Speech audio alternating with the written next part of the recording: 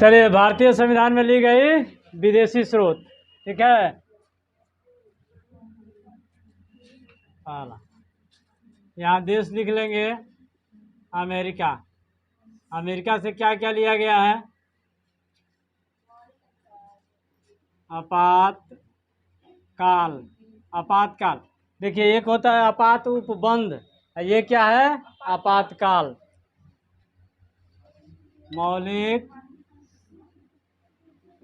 मौलिक अधिकार। मौलिक अधिकार यानी मौलिक अधिकार में भी अभी हम जो बताए थे आपको, विधि के समक्ष समानता एवं कानून के समक्ष समानता, वो भी मौलिक अधिकार है। लेकिन ये मौलिक अधिकार के केवल परिभाषा लिया गया है। जब अब मौलिक अधिकार का हम अनुच्छेद बताएंगे तो उसमें बताएंगे। जैसा अनुच्छेद आपको 12 में मौलिक अधिकार के परिभाषा दिया गया है, तो ये चीज़ अमेरिका से लिया गया। ठीक है, लेकिन जो अलग अलग शब्द हैं वो अलग अलग देशों से लिया गया। मौलिक अधिकार कानून के समक्ष समानता। कानून के समक्ष समानता। महाभियोग।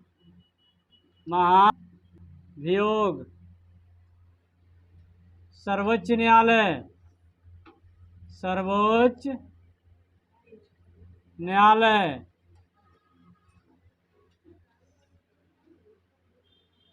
न्यायाधीशों की नियुक्ति। जरूर न्यायालय तो नियुक्ति भी आएगी। न्यायिक पुनर्विलोकन। न्यायिक पुनर्विलोकन। न्यायिक पुनर्विलोकन यानी न्यायालय दिए गए फैसले पर पुनर्विचार कर सकती है। ठीक है, जो फैसला दिया है उस पर क्या कर सकती है? पुनर्विचार कर सकती है। न्यायिक पुनर्विलोकन। दूसर का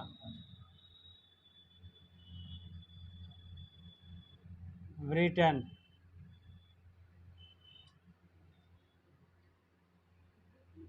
संसदीय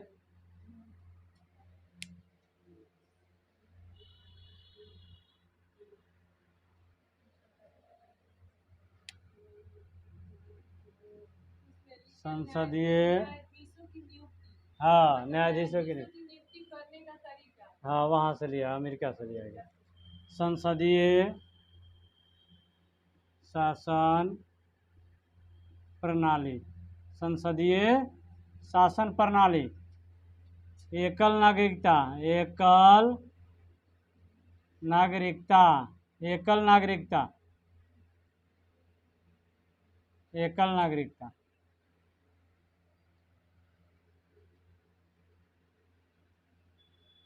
विधि के समक्ष समानता।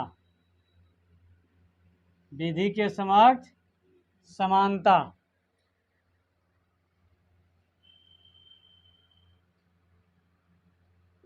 तीन नंबर कनाडा। संघीय शासन व्यवस्था। संघीय शासन व्यवस्था। राज्यपाल का पद। ठीक है, राज्यपाल का पद भी वहीं से दिया गया।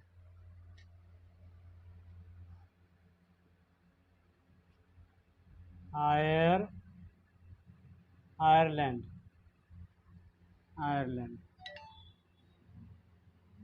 नीति निर्देशक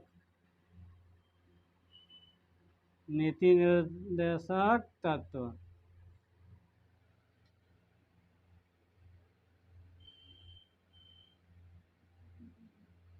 लोकसभा एवं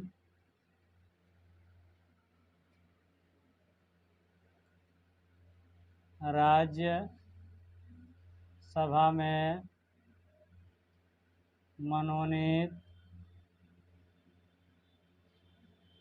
सदस्यों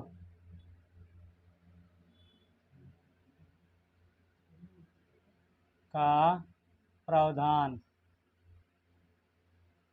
ठीक है, राज्यसभा एवं लोकसभा में मनोनीत सदस्यों का प्रावधान कहाँ से लिया गया है? आयरलैंड से लिया गया।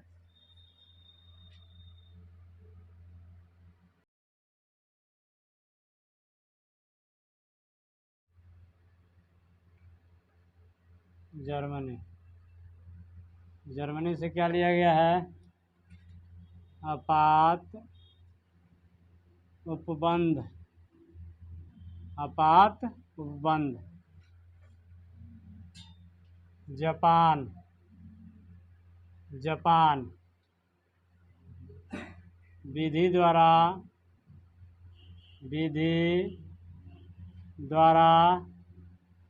स्थापित प्रक्रिया, विधि द्वारा स्थापित प्रक्रिया। अब विधि निर्माण ब्रिटेन से, अगर विधि निर्माण आएगा तो ब्रिटेन से। विधि निर्माण लिखे हैं, विधि के समक्ष समानता है। विधि निर्माण, विधि निर्माण, विधि निर्माण। ठीक है, यहाँ है विधि द्वारा स्थापित प्रक्रिया, और वहाँ है विधि निर्माण।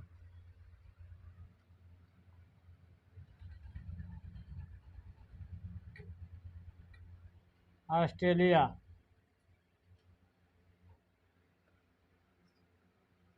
समवर्ती सूची एवं प्रस्तावना की भाषा।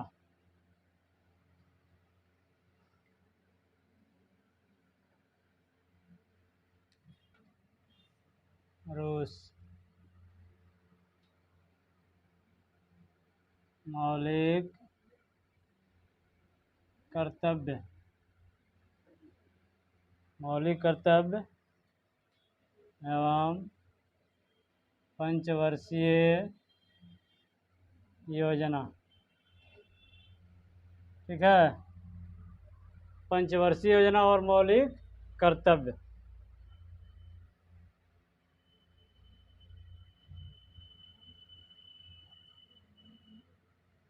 फ्रांस, गणतंत्र, शब्द यहाँ से लिया गया। ठीक है, इसके विभाजन वाला में एक चीज छूट गया था आपको, पेप्सू। पेप्सू, पेप्सू क्या है ना? ये भी एक आयोग है। पेप्सू एक आयोग था जिसको लाया गया था 1966 में।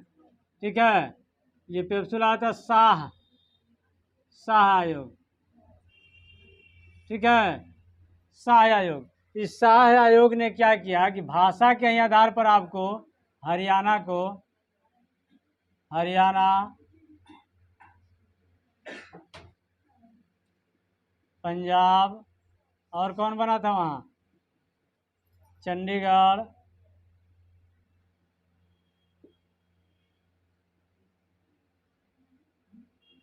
हिमाचल प्रदेश, ये 4 राज्य वहाँ से टूट के 1966 में इस सब का गठन हुआ था। किसके अंतर्गत? पेप्सू, इसको कहते हैं पेप्सू। ठीक है, कौन आयोग? शाह आयोग। यानी शाह आयोग के अनुशंसा पर इन 4 राज्यों का गठन किया गया। कह देगा कि हरियाणा का गठन किस संस्था के, मतलब आपको अनुशंसा पर, तो शाह आयोग। ये आपको हिंदी भाषा है ना, यानी हिंदी भाषा के आधार पर इसका गठन किया गया। पंजाबी, ये चंडीगढ़ आपको उसको क्या बोलते हैं? विवादित क्षेत्र, विवादित, विवादित क्षेत्र, मतलब कौन जाना कि कोई रूपरेखा ना हो, तो विवादित क्षेत्र था, इसीलिए इसको आपको केंद्र शासित में रख दिया गया था। हिमाचल प्रदेश पर्वतीय, पर्वतीय क्षेत्र, माने इसका जो गठन किया गया हिमाचल प्रदेश को पर्वतीय क्षेत्र के आधार पर इसका गठन किया गया। हरियाणा को जो किया गया था हिंदी भाषा के आधार पर किया गया, पंजाब को पंजाबी भाषा के आधार पर किया गया था। इसको नोट कर लीजिए। अब नागरिकता में नागरिकता में हम पहले बताए थे कि नागरिकता कितने तरह से पहले था, पहले कितने तरह से था, 3 प्रकार से। यानी शुरू में प्रारंभ में नागरिकता कितने प्रकार से अर्जित कर सकते थे, 3 प्रकार से, है ना, बताए थे। वर्तमान में नागरिकता 5 प्रकार से प्राप्त किया जा सकता है। कितने प्रकार से, 5 प्रकार से प्राप्त किया जा सकता है। 3 प्रकार वाला तो हम लोग जान लिए थे, ठीक है। पहले बार आपको नागरिकता संबंधी विधेयक कब लाया गया, कौन बताएगा? नागरिकता संबंधी विधेयक कब लाया गया? 1955 में लाया गया था। नागरिकता संबंधी विधेयक जो आया था, नागरिकता संबंधी विधेयक कब लाया? 1955 में, ठीक है, 1955 में लाया गया था। तो पूछेगा कि नागरिकता संबंधी विधेयक कब आया? 1955 में। नागरिकता में पहली बार संशोधन कब किया गया? 1986 में। क्या जोड़ा गया था उसमें? हाँ, ये जोड़ा गया था। अब देखिए 5 प्रकार। पहला, ये 5 प्रकार से, यानी पहला जन्म के आधार पर, ठीक है, जन्म के आधार पर, मतलब अगर किसी का जन्म भारत में हुआ हो तो जन्म के आधार पर हो उसकी नागरिकता दे दी जाएगी। मानिए कोई व्यक्ति है, अब भारत में जन्म आज जाके अब अमेरिका में बस गया, जैसे हम बताए थे ना NRI, अब जाके बस गया तो उसका लड़का जो पैदा हुआ तो क्या भारत की नागरिकता उसको दी जा सकती है? दी जा सकती है, उसको दी जा सकती है। लेकिन पहले जो था प्रारंभ में तो कैसे बना दिया गया, जैसे देश का विभाजन जब हुआ तो एकदम उथल पुथल मचा था, तो कैसे बना दिया गया। तो यहाँ रखा गया, प्रारंभ में रखा गया, कोई भी व्यक्ति अगर भारत घूमने भी आता है और ओकर बच्चा भारत में पैदा हो गया तो ओकरा नागरिकता दे देंगे। तो ये तो गलत था। तो ऐसे ही नागरिकता मैंने भरमार लग जाएगा, हाँ, ऐसे ही पाकिस्तानी लोग बियाह के आएगा और भारत में पैदा लेगा, नागरिकता यहाँ दे देगा और ओकरा घरे आएगा, बंदूक गोला ले आके छोड़ जाएगा। अगर ऐसे, तब ये आपको सरकार के ध्यान खुली कि जो नागरिकता शुरू में दिया गया था वो गलत था। अब क्या कर दिया ये कि आपको 1986 में एक संशोधन कर दिया गया इसमें कि न, भारत के नागरिकता उसी को दी जाएगी भले आपको जन्म कहीं भी हो जिसके माता पिता आपको भारतीय। अब बढ़िया किया, मानिए कोई घूमने आया या पैदा हो गया बच्चा तो ओकरा नागरिकता देना पड़ेगा, तो पहले गलत था, अब एक में संशोधन करके कर दिया गया। समझ गए? दूसर का वंश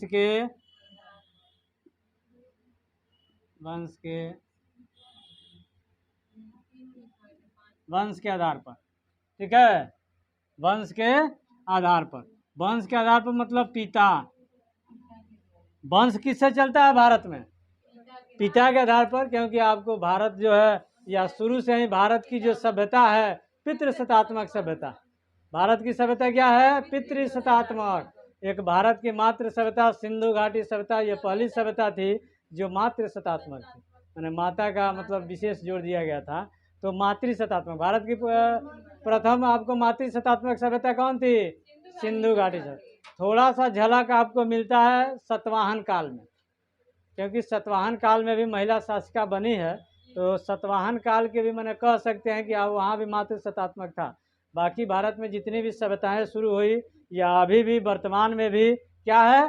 पितृसत्तात्मक है। तो पिता के नाम पर आपको वंश के मतलब नाम जुड़ा होता है। तो कहा गया कि मैंने अगर कोई भारतीय पिता भारतीय हो और ओकर बच्चा पैदा लेता है तो ओकरा नागरिकता दिया जाएगा, ठीक है। तो मैंने केकरा आधार पर?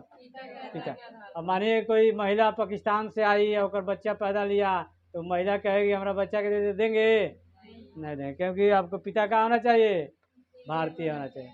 तब महिला के आँख खुला कहिया 1992 में 1992 में महिला ने आंदोलन कर दिया। कहा गया है हम लोग का ऐसे ही गए, खाली पिता के नाम पर होगा, माता का नाम जोड़िए।